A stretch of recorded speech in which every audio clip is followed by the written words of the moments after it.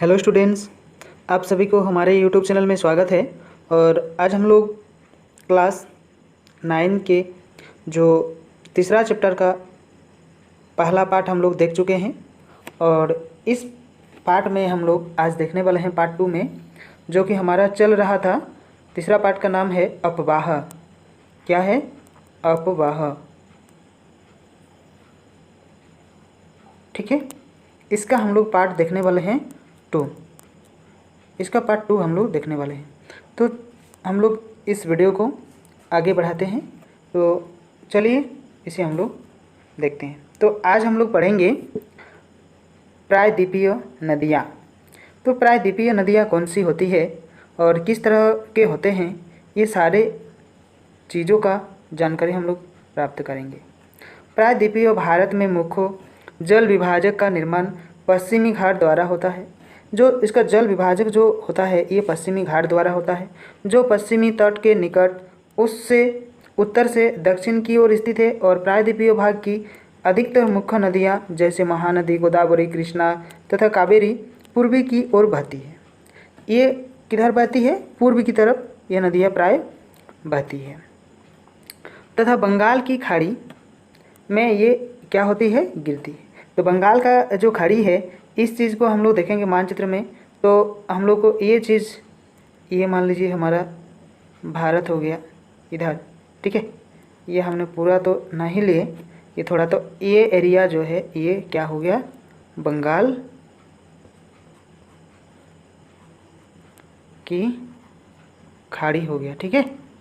ये हो गया बंगाल का खाड़ी। तो यहीं पर आकर ये क्या होती है? गिरती है। और ये मुहाने में क्या होती है? एक डेल्टा का निर्माण करती है। और पश्चिमी घाट से पश्चिमी की ओर बहने वाली अनेक छोटी धाराएं हैं, जैसे नर्मदा, तापी हो। दो ही बड़ी नदियां हैं जो कि पश्चिमी की तरफ बहती है और ज्वारनदमुख का निर्माण करती है। और प्रायद्वीपीय की अपवाह द्रोणियों के आकार में अपेक्षाकृत छोटी होती है। अपेक्षाकृत क्या होती है? छोटी होती है। और देखिए नर्मदा द्रोणी जो है, इस नर्मदा द्रोणी में नर्मदा का उद्गम मध्य प्रदेश अमरकंटक पहाड़ी के जो निकट है, और वहीं से नर्मदा द्रोणी का निर्माण हुआ है।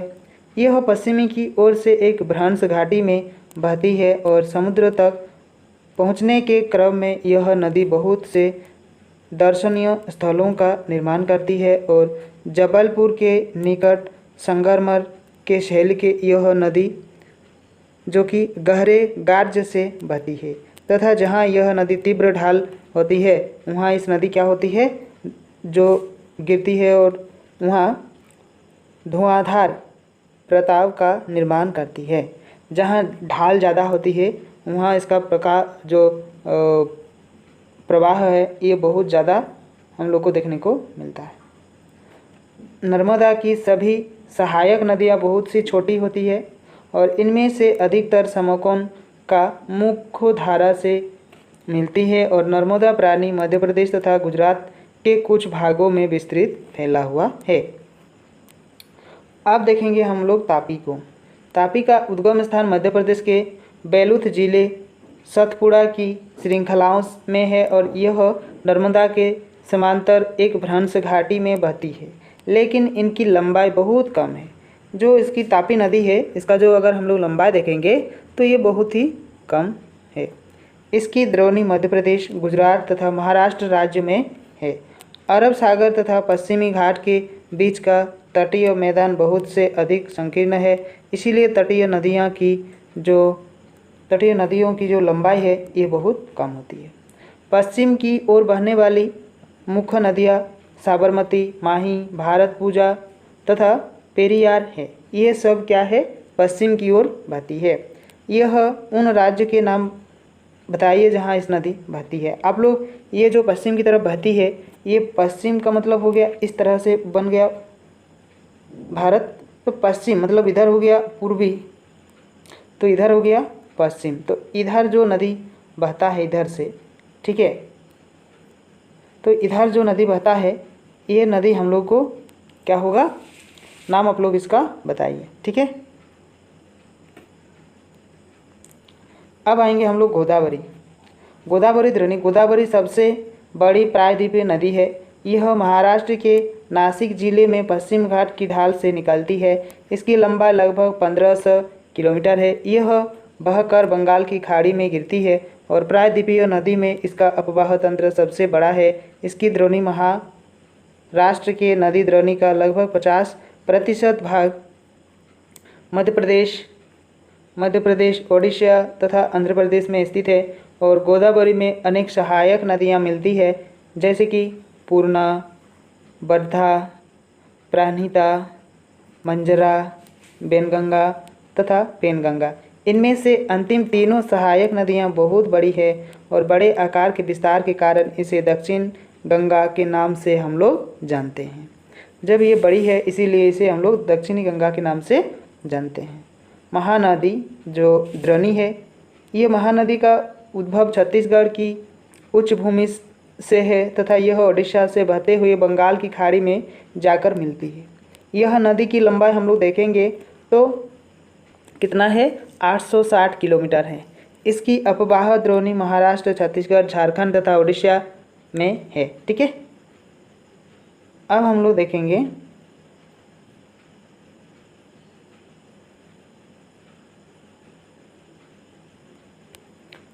देखेंगे इसका जो झीलें। ठीक है, आप लोग को झील पता है, झील कैसे झील होता है।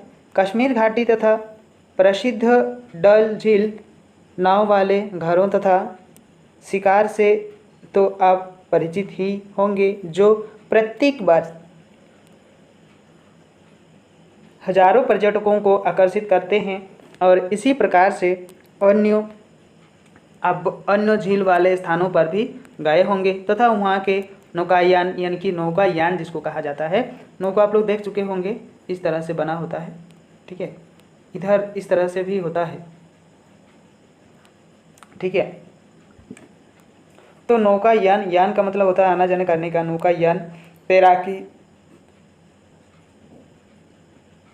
तैराकी कौन सी है, मतलब वही इस तरह से ही होता है। ठीक है, इस तरह से ही होता है। और इसमें लोग क्या करता है, बैठता है इस तरह से, और हर एक के पास एक डंठल होता है, इस तरह से बैठता है और हर एक के पास एक डंठल होता है और इस तरह से पानी को क्या करता है, काट के चला जाता है। ठीक है, तो ये तैराकी है। और एवं अन्य जलीय खेलों का भी आनंद ये लोग क्या करते हैं, लेते हैं। ठीक है, अब हम लोग देखेंगे, चलिए इसे देखते हैं। लिया होगा। कल्पना कीजिए कि अगर कश्मीर में नैनीताल एवं दूसरे पर्यटन स्थलों पर झीलों नहीं होती तब क्या होता। अगर ये चीज़ में पर्यटन स्थल जो है इसमें झील नहीं होता तो क्या होता, ये बहुत ही बड़ा क्वेश्चन है। पर झीलें नहीं होती तब क्या वो उतना ही आकर्षित होती। अगर उसमें झील नहीं होता तो क्या वो जो जगह है क्या उतना ही आकर्षित होती कि आज जितना कि आज है। और आज हम लोग जितना उसे आकर्षित करते हैं कितना उतना ही आकर्षित होता है। अगर उसमें झील नहीं होता तो क्या आपने कभी यह जानने की कोशिश की कि यह इन पर्यटकों को आकर्षित करने के लिए किसी स्थान पर झीलों का क्या महत्व है। पर्यटकों को एक आकर्षित अतिरिक्त मानव के लिए अन्य कारणों से भी झीलों का महत्व है। पर्यटकों के लिए तो महत्व है ही, लेकिन इसके अलावा और भी कुछ चीज़ों के लिए ये जो जगह है ये इम्पोर्टेंट होते हैं। ठीक है, इसके अतिरिक्त अगर हम लोग देखेंगे मानव के लिए अन्य कारण से भी झीलें महत्व है। पृथ्वी की सतह के गर्त वाले भागों में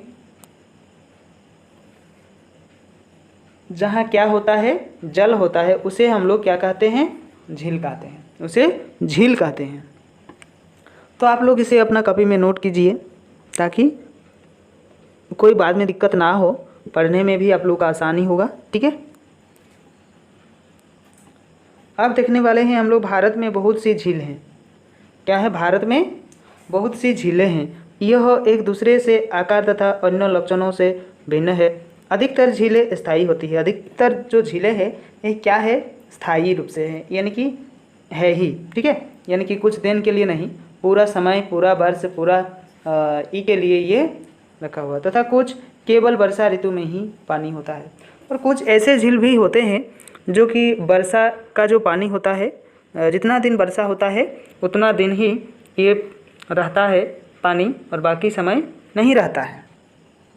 यहाँ कुछ ऐसे झीलें भी होते हैं जिनका निर्माण हिम नदियों एवं बर्फ और चादर की क्रियाओं के फलस्वरूप हुआ है, जबकि कुछ अन्य झीलें का भी निर्माण वायु, नदी एवं मानवीय क्रियाकलापों के कारण हुआ है।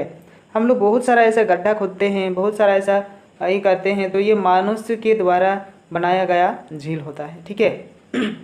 जैसे आप लोगों को अगर पता होगा, एक चीज़ है पश्चिम बंगाल में ये पड़ता है, पुरुलिया ज़िला में, कि आप लोग जो वहाँ बिजली उत्पादन किया जाता है अयोध्या पहाड़ में, तो ये पुरुलिया ज़िला में है, वहाँ एक ठो झील देखने को मिलता है। ठीक है। तो वो मानवीय क्रियाकलाप के आधार पर ही वो क्या हुआ है, निर्माण हुआ है। ठीक है। मनुष्य के द्वारा कुछ काम नहीं कर पाने के कारण वहाँ पे जो हम लोग झरना वगैरह ये सब देखते हैं, झील टाइप का, ये तैयार हुआ है। ठीक है। ये कोई प्राकृतिक का बनाया हुआ चीज़ नहीं है।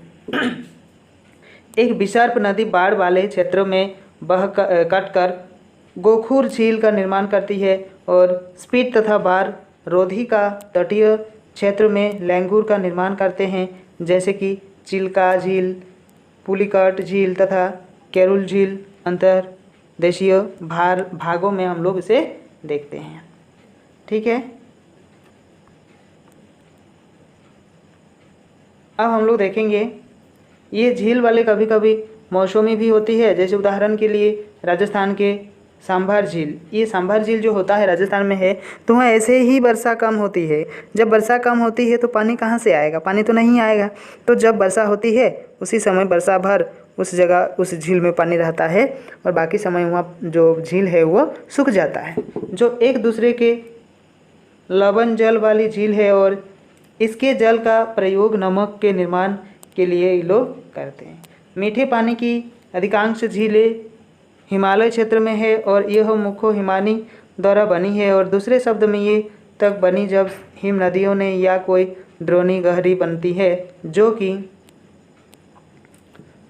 कि बाद में हिम पिघलने से भर गई, या किसी क्षेत्र में शिलाओं अथवा मिट्टी से हिमाद्री मार्ग का बन गए। और इसके विपरीत जो जम्मू कश्मीर तथा बुलर झील और भूगर्भीय क्रियाओं से बनी है।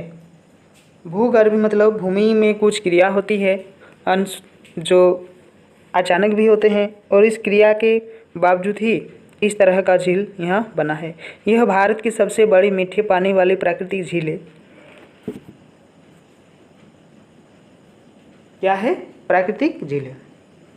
यह भारत का सबसे बड़ी मीठे पानी वाली प्राकृतिक झील है। और डल झील जो कि भीमताल, नैनीताल, लोकताल तथा बड़ा पानी कुछ अन्य महत्वपूर्ण मीठे पानी का भी झील यहाँ हम लोग को देखने को मिलता है।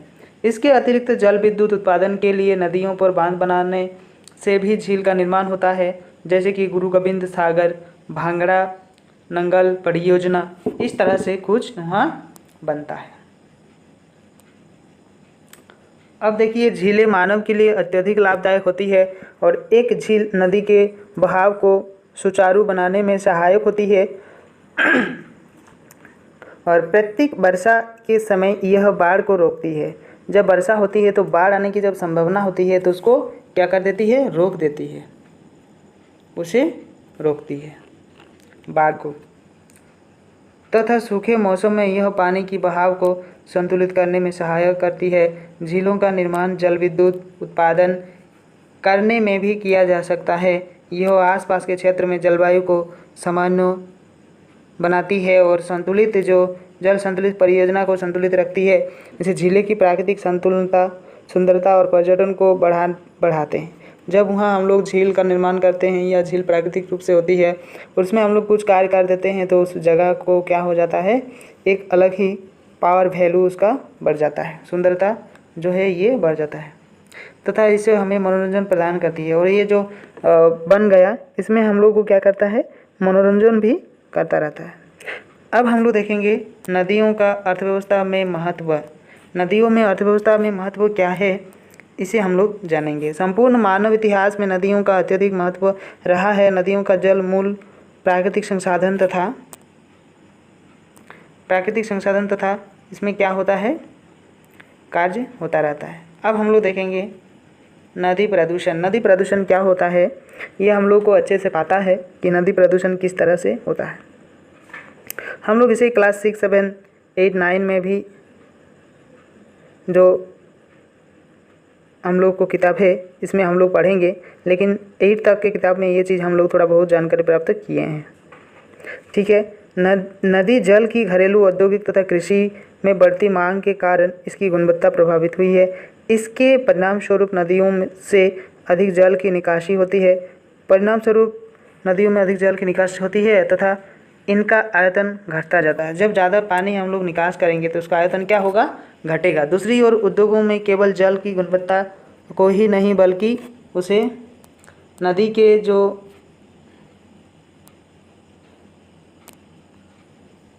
जो सतत स्वच्छनीकरण की क्षमता को भी प्रभावित करता है। उदाहरण के लिए अगर हम लोग देखेंगे तो दिए गए समुचित जल प्रवाह की गंगा का जल लगभग 20 किलोमीटर क्षेत्र में फैले बड़े शहरों की गंदगी को टर्नों करके समाहित कर सकता है, लेकिन लगातार बढ़ते हुए औद्योगिकरण एवं शहरीकरण के कारण ऐसा संभव नहीं हो पा रहा है। मतलब गंगा में इतना सारा गंदगी हम लोग फैलते हैं कि ये जो जगह है ये साफ़ होने का कोई हम लोग जो निराकरण है ये नहीं मिल रहा है। कैसे इसको एकदम मुक्त किया जाए, इसके लिए प्रधानमंत्री ने बहुत सारा चीज़ों का ऐलान किया है। तो ये हम लोग को गंदगी देता रहता है। गंदगी को तनु में समाहित कर सकता है, लेकिन लगातार बढ़ते हुए औद्योगिकरण शहरीकरण के कारण ऐसा संभव नहीं हो पा रहा है। अनेक नदियों का प्रदूषण स्तर बढ़ता जा रहा है। इसके कारण में यह नदियों में बढ़ते प्रदूषण के कारण यह स्वच्छ बनाने के लिए अनेक कार्य हम लोग को करना पड़ेगा। अब हम लोग देखेंगे ये योजना लागू की गई है। क्या आपने कभी ऐसी कार्य योजना के बारे में सुना है? नहीं। नदी के प्रदूषित जल से हमारा स्वास्थ्य किस प्रकार प्रभावित हो सकता है?